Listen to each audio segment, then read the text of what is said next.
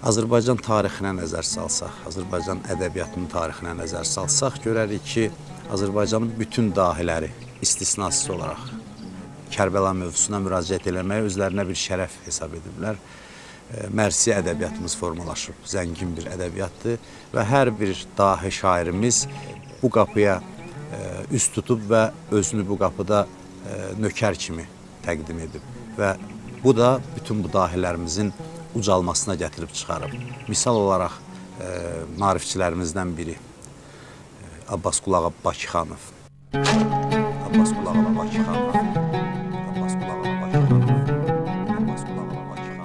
Tarixşünaslıq elminə ən böyük töhfələrdən birini vermiş Gülüstan-ı İrəm əsəri ilə Abbas Qulağa Bakıxanov qüdsi təxəllüsü ilə qəzəllər yazıb və Mərsi ədəbiyyatına müraciət edib. O zaman məscidlərdə də onun mərsiyələri oxunardı. Bugün də hətta bu mərsiyələrə müraciət olunur. Qudsi təxəllüsü ilə Mərsi ədəbiyyatına da öz töhfəsini vermiş dahi şəxsiyyətlərimizdən biridir.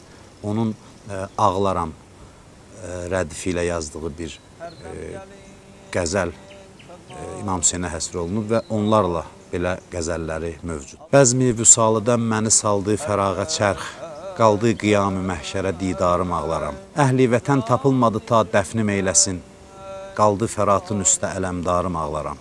Bu onun ürək yanğısı ilə yazdığı misralardır. İmam Hüseyn əleyhissalamın dilindən qələmə aldığı əsərdir.